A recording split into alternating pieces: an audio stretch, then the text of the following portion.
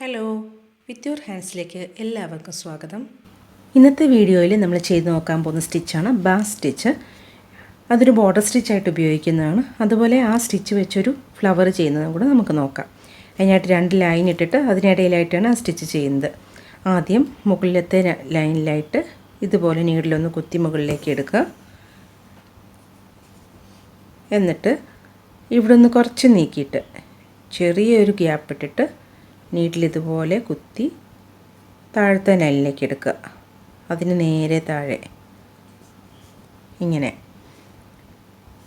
എന്നിട്ട് ഈ ത്രെഡ് നീഡിലിൻ്റെ ബാക്കിൽ അടിയിൽ കൂടെ പോയിട്ട് നീഡിലിൻ്റെ അടിയിൽ കൂടെ പോവുക. എന്നിട്ട് ഇതുപോലെ നീഡിലിൻ്റെ മുകളിൽ കൂടെ പോയിട്ട് അടിയിലൂടെ വരിക. ട്വിസ്റ്റ് ചെയ്തിട്ടാണ് വരുന്നത്. അപ്പം നമ്മൾ ഇങ്ങനെ ഒരു ഷേപ്പിൽ വരും. ഇനി നമ്മളിങ്ങനെ മുകളിലേക്ക് വെച്ച് നോക്കിയാൽ ഒരു 8 ഷേപ്പായിരിക്കും ഇവിടെ വരുന്നത്. ഇങ്ങനെ വെച്ചതിന് ശേഷം ഈ നീഡിൽ വലിച്ച് ടൈറ്റ് ചെയ്യുക. എന്നിട്ടിനി ഈ സ്റ്റിച്ചിൻ്റെ ഇവിടെയായിട്ട് ഇതുപോലെ നീഡിൽ കുത്തി താഴേക്ക് എടുക്കുക.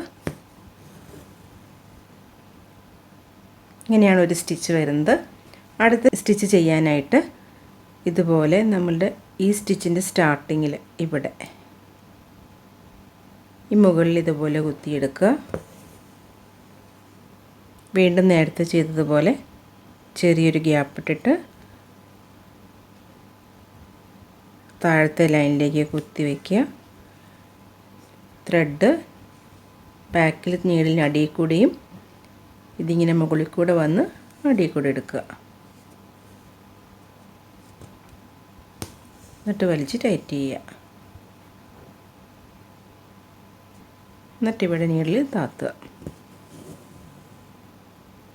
വീണ്ടും ഇവിടെ മുകളിലെടുക്കുക.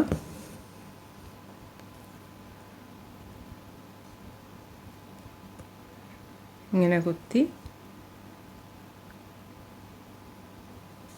സ്ട്രെയിറ്റ് ആയിട്ട് എടുത്തു.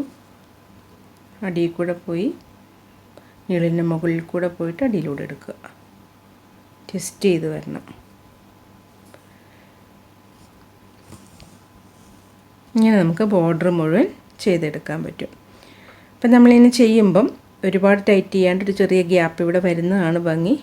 ഇത് കണ്ട് ഇവിടെ ഇപ്പോൾ ടൈറ്റായി പോയതുകൊണ്ട് കുറച്ച് ഗ്യാപ്പ് കുറവുണ്ട്. ഇങ്ങനെ വരണം, അപ്പോഴാണ് അതിന് ഭംഗി വരുന്നത്. അതുപോലെ തന്നെ ഈ സ്റ്റിച്ചുകൾ തമ്മിലുള്ള ഗ്യാപ്പ് നമുക്ക് കൂട്ടണമെങ്കിൽ കുറച്ചുകൂടെ ഗ്യാപ്പ് ഇട്ടിട്ട് ചെയ്യാം.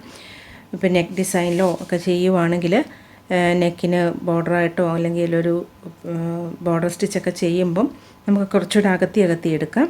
അതിനായിട്ട് നമ്മളിവിടെ കുത്തിയെടുക്കുന്ന ഗ്യാപ്പ് കൂട്ടി എടുത്താൽ മതി.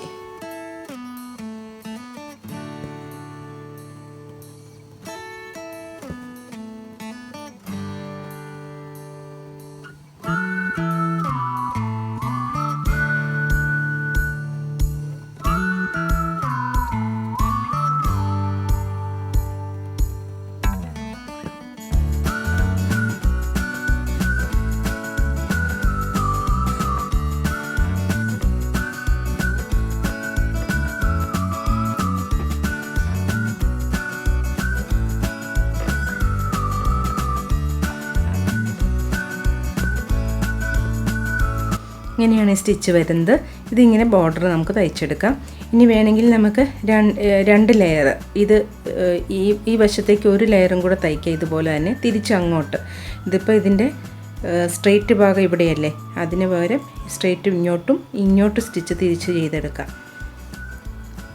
അതിന് നേരെ തന്നെ കുത്തി തയ്ച്ചാൽ മതി.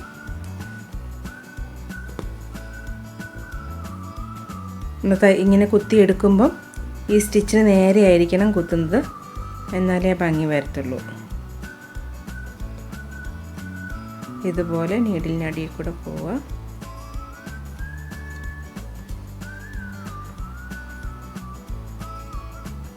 എന്നിട്ട് ഇങ്ങനെ വരണം. അപ്പോൾ തയ്ച്ച് വരുമ്പോൾ ഇങ്ങനെ വരും.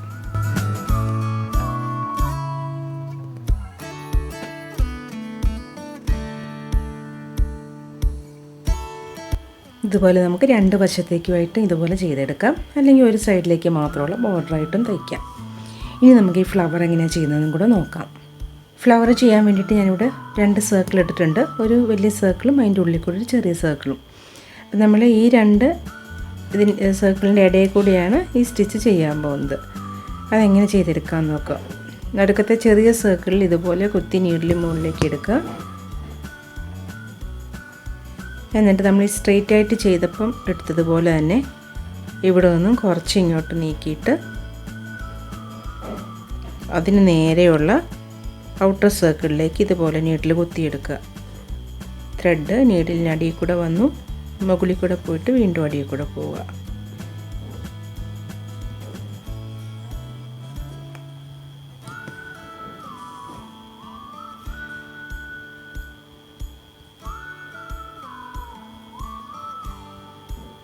ഇവിടെ നീഡിൽ കുത്തി താഴേക്ക് എടുക്കുക.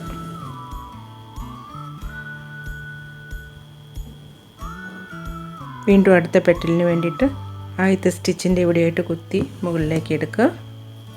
നമുക്ക് എത്ര ഗ്യാപ്പ് വേണം നോക്കിയിട്ട് അതുപോലെ അടുപ്പിച്ചടുപ്പിച്ച് വേണമെങ്കിൽ അടുപ്പിച്ചെടുക്കാം. ചെറിയ ഗ്യാപ്പ് ഇട്ടിട്ടാണെങ്കിൽ ഇതുപോലെ നീഡിൽ കുത്തിയെടുക്കുക.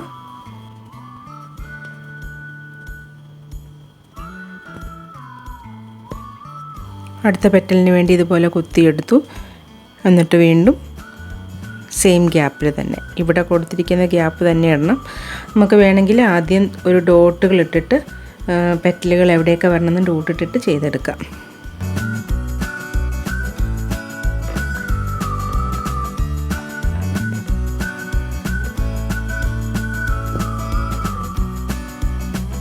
ഇതുപോലെ നമുക്ക് ഈ സർക്കിൾ ചുറ്റിനുമുള്ള എല്ലാ പെറ്റലുകളും ചെയ്തെടുക്കാം.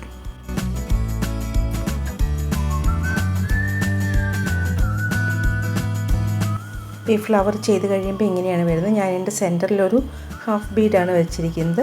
അതിന് പകരം നമുക്ക് ഫ്രഞ്ച് നോട്ടും ചെയ്യാം. ഞാനിവിടെ ഒരു ബീഡ്സ് വെറുതെ വെച്ചെന്നേ ഉള്ളൂ. ഫ്രഞ്ച് നോട്ട് ഒരു 2-3 ഫ്രഞ്ച് നോട്ട് ചെയ്താൽ മതി. ബോർഡർ സ്റ്റിച്ച് ഇങ്ങനെ വരും. ഇതാണ് നമ്മുടെ സ്റ്റിച്ച്. വളരെ എളുപ്പമുള്ളൊരു സ്റ്റിച്ചാണിത്. അപ്പോൾ ഇന്നത്തെ വീഡിയോ എല്ലാവർക്കും യൂസ്ഫുള്ളായെന്ന് കരുതുന്നു. അപ്പോൾ ഇഷ്ടമായെങ്കിൽ ഒന്ന് ലൈക്ക് ചെയ്യുകയും ചാനൽ സബ്സ്ക്രൈബ് ചെയ്യാത്തവരൊന്ന് സബ്സ്ക്രൈബ് ചെയ്യുകയും വേണം. അടുത്ത വീഡിയോയിൽ കാണാം. Thank you.